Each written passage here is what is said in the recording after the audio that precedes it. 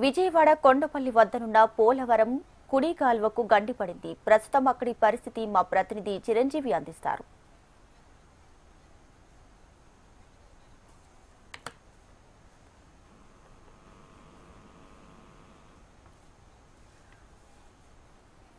రైట్గా విజయవాడ కొండపల్లి వద్ద ఉన్నటువంటి పోలవరం కుడి కాల్వకు గండిపడింది. సో ప్రెసెంట్ అక్కడ పరిస్థితి ఏ విధంగా ఉందో మా ప్రతినిధి చిరంజీవిని అడిగి తెలుసుకుందాం. చిరంజీవి చెప్పండి, ప్రెసెంట్ అక్కడ పరిస్థితి ఏ విధంగా ఉంది?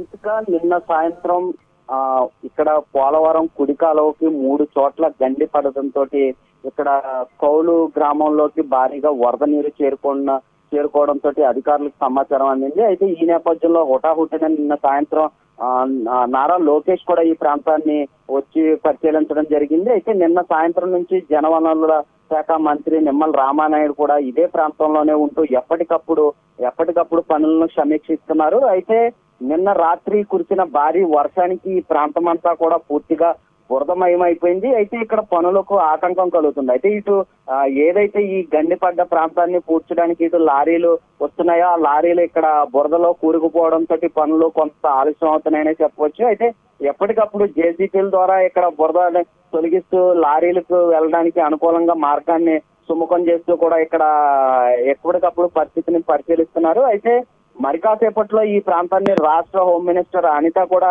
ఇక్కడకు వచ్చి ఈ గండిపడ్డ ప్రాంతాన్ని పరిశీలిస్తారని కూడా చెప్తున్నారు. అయితే ఈ పోలవరం కుడి కాలువ ఏదైతే ఉందో ఇది ఈ కాలువ నుంచి బుడమేరు కాలువకు అనుసంధానంగా ఉంటుంది. అయితే ఈ పోలవరం కాలువ ఇటు కృష్ణా నదికి అనుసంధానంగా ఉంటుంది. ఈ 3 ఏదైతే ఉన్నాయో ఎప్పటికప్పుడు కృష్ణా నదిలోకి వచ్చిన వరద నీరును పరిస్థితిని బట్టి అటు ఇటు కూడా మారుస్తూ ఉంటారు. అయితే నిన్న రాత్రి భారీ వర్షం కురవడంతో ఈ పోలవరం కుడి కాలువ గొట్లు ఏవైతే ఉన్నాయో అవి కొంత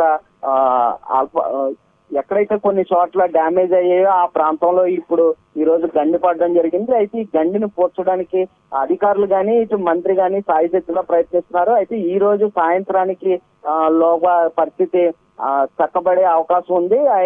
అయినా కూడా ఎక్కడా కూడా వర్షం స్వల్పంగా ఆటంకం కలిగించడంతో పరిస్థితి ఇంకా అదుపులోకి రాలేదనే చెప్పవచ్చు. దీప్తి, అలానే చిరంజీవి, ఇప్పుడు వరదల్లో చిక్కుకొని వారు ఇల్లు కావచ్చు, వాహనాలు కావచ్చు, ఇతర సామాగ్రి కావచ్చు, అంతా కూడా ధ్వంసమైనటువంటి పరిస్థితి కూడా చూస్తూ ఉన్నాం. సో ఈ నేపథ్యంలో మరి అధికారులు వారికి ఏ విధంగా ఏర్పాట్లు చేస్తున్నారు?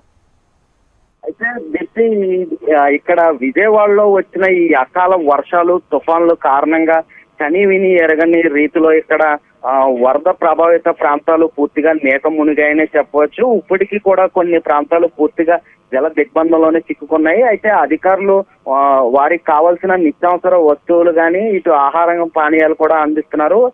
వరద ప్రాంతంలోని ప్రజలు ఇప్పటికీ దాని మీదే వారు ఆధారపడి జీవనం సాగించవలసిన పరిస్థితి. ఈ సిటీలో ఎక్కడ చూసుకున్నా కూడా చాలా దుర్భరమైన పరిస్థితి నెలకొందనే చెప్పవచ్చు. అయితే ఇటు ప్రభుత్వం అందిస్తున్న ఆహార పదార్థాలతో పాటు కొంతమంది పారిశ్రామికవేత్తలు కానీ ఇటు సేవా సంస్థలు కానీ ఈ వరద బాధితులకి సాయం చేస్తున్నారనే చెప్పవచ్చు. అయితే వాటితో పాటు వారు అందించే ఏదైతే ఈ ఆహార పదార్థాలు ఉన్నాయో వాటి నుంచి ఎక్కడికక్కడ కూడా ఏ వరద ప్రాంతాలు ఏ అయితే నీట మునిగాయో ఆ ప్రాంతాలకు అక్కడ నుంచి అధికారులు ఫుడ్ ని సప్లై చేస్తున్నారు. అయితే ఇక్కడ ఇందిరాగాంధీ క్రికెట్ స్టేడియంలో ఈ ఫుడ్ కు సంబంధించి ఒక యాడ్ కూడా ఏర్పాటు చేశారు. అక్కడ జిల్లాల నుంచి వస్తున్న ఫుడ్ అంతా కూడా అక్కడ నిల్వ చేసి అక్కడి నుంచి వరద ప్రభావిత ప్రాంతాలకు ఆ ఫుడ్ ని సప్లై చేస్తున్నారు. అయితే విజయవాడ రూరల్ ప్రాంతంలో ఏ అయితే నీట మునిగాయో ఆ ప్రాంతాలన్నీ కూడా డివిజన్లుగా విభజించి ఒక్కొక్క డివిజన్ కి ఒక్కొక్క మంత్రిని, ఎమ్మెల్యేలని, ఐఏఎస్లను కూడా ఇన్ఛార్జీలుగా పెట్టి అక్కడ జరుగుతున్న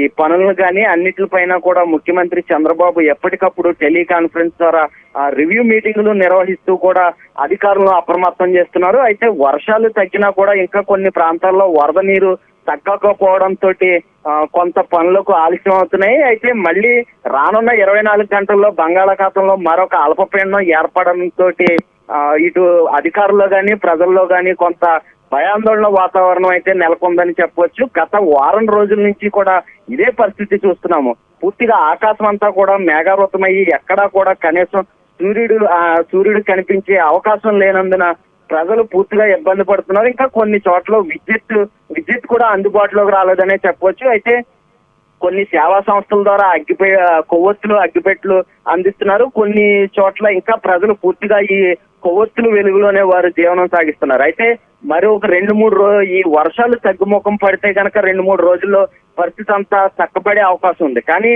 ఉదయం ఉదయం వర్షం లేకపోయినప్పుడు మాత్రం కూడా రాత్రి సమయంలో మాత్రం పూర్తిగా ఉరుములతో కూడిన భారీ వర్షం రావడం, పొద్దున్నకు ఆ లోతట్టు ప్రాంతాలన్నీ కూడా జలమయమయ్యాయి. అయితే నిన్నటితో పోల్చుకుంటే కొన్ని ప్రాంతాల్లో అడుగు మేర నీటి స్థాయి కూడా నీరు పెరిగిందని కూడా ప్రజలు ఆవేదన వ్యక్తం చేస్తున్నారు. కొన్ని చోట్లయితే తాము సర్వం కోల్పోయామని కూడా ప్రజలు కన్నీరు మున్నీరు అవుతున్నారు.